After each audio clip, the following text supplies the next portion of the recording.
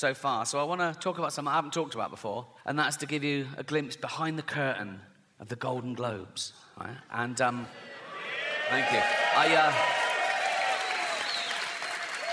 I last hosted the Golden Globes in 2020. It was the 5th time over a 10-year period, and I liked them more and more, and the last one was my favourite, because the world changed in that 10 years. You know, like the first time I hosted them in like 2010, the press of America, they hated me. Right?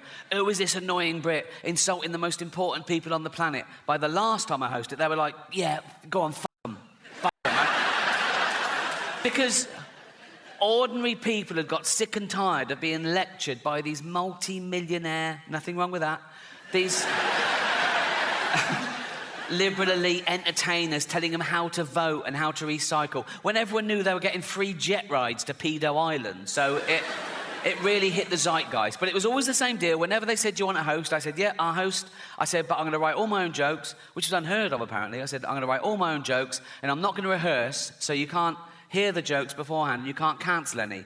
And they let me do that. I did have to show a lawyer the jokes about an hour before to make sure I hadn't broken any laws, and I never had, because I know the law. Sometimes the lawyer would go, are you sure you want to say that? Right? And I go, is it legal? They go, yep, technically. I go, let's do it. Right? I've never had a joke stopped by the Golden Globes. That says something about them, to be fair, right? So, anyway, thank you. This last time, they said, oh, you've got to see the lawyer the day before now. I went, OK, great. So I was driven to the Beverly Hills Centre, and they're all setting up, right? And the photos of the A-listers are all in their chairs. I go, oh, there's Brad, there's Leo, there's Bob, oh, this one. And this big guard showed me to this room, and he opened the door, and he shut it behind me. And I looked, and there were suddenly 10 lawyers in suits. It was usually like this middle-aged woman in a jumper, right? And I thought, what the fuck's happened? I think, oh, is it because it's my last time and they're just making sure I don't say anything? Right? And they were there, and I went, hi. They went, hi. I said, should I do the monologue? They went, please. Tough crowd. Right? So I had the monologue, right? And I was sort of going through, it was like 7 or 8 minutes long. So I was doing the jokes, and after each joke, I sort of looked up, and they were sort of going, making notes like that. A couple of the younger ones were going, like that, right? And I got to the end, and I went, that's it. And they went, good. I went, oh, great. I went, yeah. And then the head lawyer, he was about 60 years old, he had like white hair. He went, oh, yes, there was one thing. Now, I did this joke, I don't know if you remember. It went, the world got to see James Corden as a fat pussy. He was also in the movie Cats, but no one saw that. And it goes on, at one point I go, but Dame Judi Dench said it was the role she was born to play, because she loves nothing better than plonking herself down on the carpet, lifting her back leg, and licking her own minge. Right? So, this lawyer went, he said, this is all true, by the way. He went, when you say James Corden is a fat pussy, that's just referring to his role in Cats, right? I went, yeah. Yeah, definitely. Nah. And he went, OK, great. I thought, this is easy. I wanted to go, call yourself a lawyer, right? And that was it. And I went, have a great show. And I left. And as I was leaving, I saw one of the other lawyers lean in and show this head lawyer his iPhone. And the head lawyer went, oh, yeah. He went, oh, sorry, Ricky, can you come back a minute? Right, so I'm there. I went, yeah. So he had the phone there. They'd looked up the word minge. I thought I'd gotten away with it, right? So it's now like I'm getting told off. And the head lawyer said, now it says here that the word minge is a derogatory term for female genitalia. I went, well, yeah, it's a slang word for vagina in England. You don't even use it here, do you? He went, no, we don't, but we got around the world, and with due diligence, now we know it's derogatory, we'll have to bleep that word live. I went, don't bleep the word, like, because people at home won't know what I've said. It'll ruin the... I said, it's literally the punchline. He said, if it's derogatory, I have to... I said, well, what word could I use that you wouldn't bleep? And he went, well, you could say vagina. I went, I'm not saying vagina, right? Nothing funny about it. It's so clinical. I was thinking, Judi Dench at home going, why is he talking about my actual vagina, right? I said, minge isn't like that. It's like, it's not so specific, because vagina's so... Where's your vagina? There, right? Where's your minge? There. It's like... Then one of the younger lawyers went, what about box? I went, I'm not fucking saying box, mate, right? So imagine looking at her own box. Right? I said, minge is perfect. I said, people won't know what... If they're American, they won't know it. I said, it's not offensive. It's like... I said, kids use the word in England. Right? They weren't having it. So I said, what about flange? Right? So they looked up the word flange, right? And he went, well, that'd just be confusing, because in America, a flange is a part of a sink unit. I went, oh, well, I said, please let me say minge and don't bleep it. I was really rooting for minge, right? It was like 12 Angry Men. I go, no one's leaving till I can say minge, right?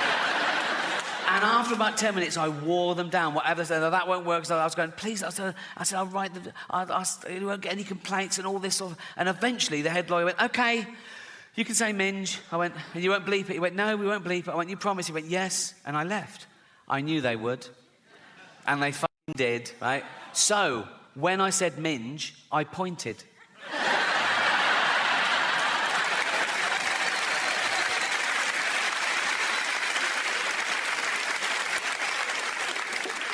The most frequently asked question I get about the Golden Globes is always, was someone so angry about what you said about them, they came up to you afterwards and want to throw, and I always go, oh, God, no. I wouldn't even say if that had happened, because I don't like gossip, to be honest, right?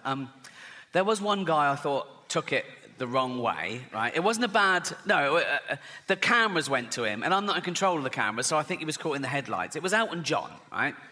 But it wasn't a bad joke. I was introducing Madonna, OK? And I later found out that him and Madonna were in this feud, and he hated being mentioned in the same sentence as it. But I didn't know at the time. I was confused, right? And it wasn't part of the monologue, but I'm there for like 3 hours, right? And now and again, the stage manager put a head around the door and go, do you want to introduce so-and-so? And I go, yeah, fine. And I come out and I either do it straight or I ad-lib. And this was little ad-lib because I saw Elton in the front row, right? So this was a joke. I came out and I said, our next presenter is the Queen of Pop. Not you, Elton. Sit down, right? And he sort of went to him, he sort of went... And I was like, oh, he hated that. And I was like, why is he... I said, oh, God, do you think I'm homophobic? Oh, I'm not homophobic. There's always in my head. Then I thought, he must have heard worse, right? In the 1980s, right, when Elton John was in the closet, he wasn't out. He was married to a woman, right? He was also chairman of Watford Football Club. And he and his then wife would go along and watch Watford play, and the entire crowd would sing, don't bend down when Elton's around or you might get a willy up your arse. Which puts my little quip into perspective, doesn't it? I don't know how football fans know how to start at the right time in the same key. Do they hand out sheet music before a fucking... We're doing Willy up the arse in C. Like, Jeff's doing a solo. It's like... And what they usually do, they get a traditional tune so everyone knows it, and they change the lyrics. Some genius changes the lyrics, right, to be as offensive about someone or something or somewhere or whatever, right? So the tune they used to use, I remember it, it was that old Cockney knees-up song. My old man said, follow the van and don't dilly-dally on the way. Do you know that one? Remember the term dilly-dally? They use it very creatively in their version, right? So this was their lyric. It was the 80s. It's not politically correct. I apologise. But they're football hooligans. What are you going to do, right? So let's analyse their genius lyrics, right? This is what they used to sing. Don't bend down when Elton's around or you might get a willy up your arse. I mean, you might. Not necessarily his, but... You know, like mathematicians amongst you would have to go, yeah, there's a slight... Like, if 1,000 people bent down when Elton was around, one of them might randomly... Someone might come off a bicycle and go, sorry, like that, and they go, oh, f***, and the scientists will go, 1. Do you know what I mean? There's a slight... Also, when Elton's around, that's ambiguous. That could fit... Like, you could have 2 gentlemen having anal sex in a hotel room, right? And then the next day they find out that Elton John was staying... in the next room, they go, oh, I got a willy up the arse when Elton was around, you know? I'll give them that. Anyway. Don't bend down when Elton's around, or you might get a willy up your arse. He has the nerve to call us dear. We all know he's a fucking queer. Sorry, right? And it goes, he dallies and dillies. They've reversed it. Why? He dallies and dillies. He plays with people's willies. Again, I don't know what play with means in this context. It could be like, wow. It could be anything, couldn't it? Wow. I thought you were going to suck it. No.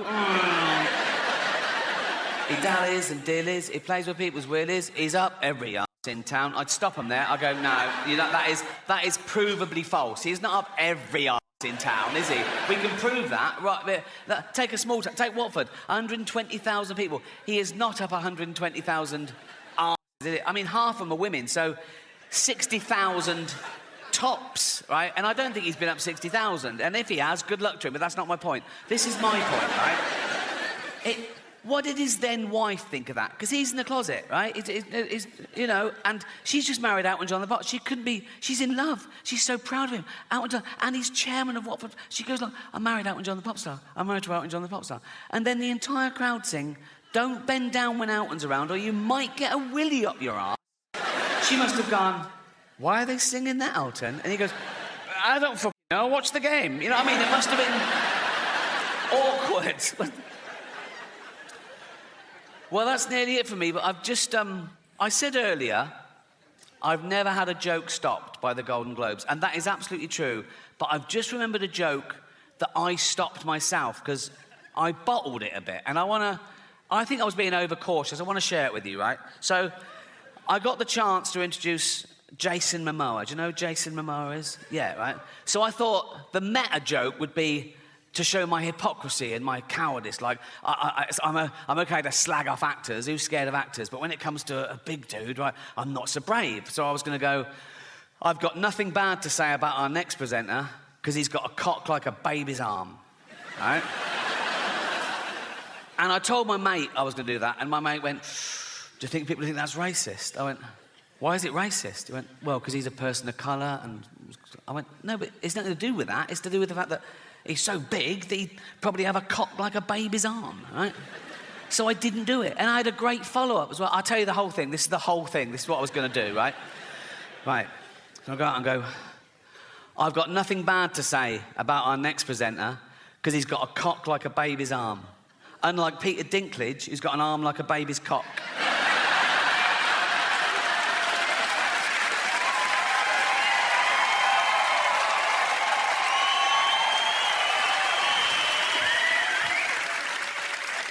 It's great to hear this sort of laughter again, because you probably don't notice it as much as comedians, but we've had a really weird 10 years where we're really second-guessing, going, is that okay? I don't know what people could find anything offensive, but we pushed back and we won, so fuck.